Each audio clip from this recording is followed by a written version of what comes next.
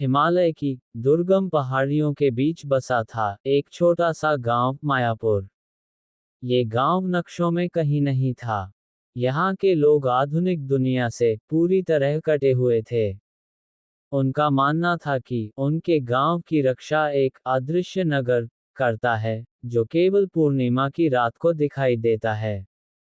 इसी गांव में रहता था आर्यन। आर्यन एक जिज्ञासु युवक था, जिसे पुरानी किताबों और लोक कथाओं में बहुत दिलचस्पी थी। उसके दादाजी अक्सर उसे एक पुरानी किंवदंती सुनाते थे। जब मायापुर का अंतिम चिराग बुझेगा, तब अदृश्य नगर के द्वार खुलेंगे और मनुष्य की सबसे बड़ी परीक्षा शुरू होगी। आर्यन के मन में हमेशा ये सवाल रहता था कि वह अंतिम चिराग क्या है। क्या वह कोई भौतिक दीपक है या कोई आध्यात्मिक शक्ति। एक बार गांव में भयंकर अकाल पड़ा। नदियां सूख गईं और फसलें बर्बाद हो गईं। गांव के मुखिया ने घोषणा की कि ये देवताओं का प्रकोप है, क्योंकि किसी ने गांव की पवित्र मर्यादा तोड़ी है। आर्यन को लगा कि शायद उत्तर उस अदृश्य नगर में छिपा है। पूर्णिमा की रात थी। आर्यन ने अपनी झोली में कुछ रोटियां और एक पुरानी मशाल ली और उन पहाड़ियों की ओर निकल पड़ा जहां से सूरज उगता था। चलते चलते वह एक ऐसी गुफा के सामने पहुंचा जहां से नीली रोशनी निकल रही थी। जैसे ही आर्यन ने गुफा के भीतर कदम रखा, उसे लगा जैसे उसने समय की दीवार को पार कर लिया हो। उसके सामने एक विशाल नगर था, जो कांच और हीरों की तरह चमक रहा था। वहां की सड़कें सोने की तरह पीली थीं और हवा में एक अज्ञात संगीत गूंज रहा था। लेकिन वहां एक भी इंसान नहीं था। वहां केवल यंत्रवत पुतले घूम रहे थे जो बिना किसी भावना के अपना काम कर रहे थे। तभी आर्यन के सामने एक वृद्ध पुरुष प्रकट हुआ। उसकी दाढ़ी बर्फ की तरह सफेद थी और आंखों में गहरा सन्नाटा था। तुम यहाँ क्यों आए हो, बालक? वृद्ध ने पूछा। मैं अपने गांव को बचाने आया हूँ। लोग मर रहे हैं, आर्यन ने निडर होकर कहा। वृद्ध हंसा और बोला, यह नगर तुम्हारी इच्छाओं का प्रतिबिंब है। यहाँ वह सब कुछ है जो इंसान चाहता है, सोना, अमरता और शक्ति। लेकिन यहाँ जीवन नहीं है। यहाँ का अंतिम चिराग वह करुणा है जो अब लुप्त हो चुकी है। वृद्ध ने आर्यन के सामने एक शर्त रखी। अगर वह 3 पहेलियों और परीक्षाओं को पार कर लेता है, तो उसे अमृत कलश मिलेगा जिससे उसके गांव का अकाल समाप्त हो जाएगा। पहली परीक्षा, लालच का कुआं। आर्यन को एक कमरे में ले जाया गया जहां बेशुमार धन दौलत थी। उससे कहा गया कि वह जितना चाहे सोना ले सकता है, लेकिन अगर उसने अपनी क्षमता से अधिक लिया, तो वह पत्थर का बन जाएगा।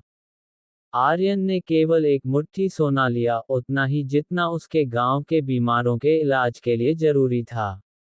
दूसरी परीक्षा, स्मृतियों का जाल। दूसरे कमरे में आर्यन को उसके स्वर्गीय माता पिता दिखाई दिए। वे उसे गले लगाने के लिए बुला रहे थे। यह एक मायाजाल था। आर्यन का दिल टूट रहा था, लेकिन उसे याद था कि यह केवल एक भ्रम है। उसने अपनी आंखें बंद की और आगे बढ़ गया। तीसरी परीक्षा, अहंकार का दर्पण। तीसरे कमरे में एक विशाल दर्पण था जिसमें आर्यन को खुद का भविष्य दिखाई दिया। वह एक महान राजा बना हुआ था और पूरी दुनिया उसके कदमों में थी। लेकिन उस तस्वीर में वह अकेला था। आर्यन ने दर्पण पर पत्थर मारा और कहा, मुझे अकेले राजा बनने से बेहतर अपने लोगों के साथ साधारण जीवन जीना मंजूर है। वृद्ध पुरुष आर्यन की ईमानदारी देखकर प्रसन्न हुआ। उसने बताया कि वह वास्तव में समय का रक्षक था। उसने आर्यन को एक छोटा सा मिट्टी का दिया दिया। यह क्या है? आर्यन ने पूछा। मैंने तो अमृत मांगा था। वृद्ध ने समझाया, ये मिट्टी का दिया ही अमृत है। इसमें जो तेल है, वह निस्वार्थ सेवा से जलता है। जब तक ये दिया जलता रहेगा, तुम्हारा गांव कभी भूखा नहीं सोएगा। लेकिन जिस दिन तुम्हारे मन में अहंकार आएगा, ये चिराग बुझ जाएगा। आर्यन जब गांव वापस लौटा, तो सुबह हो रही थी। उसने गांव के बीचों बीच वह दिया जलाया।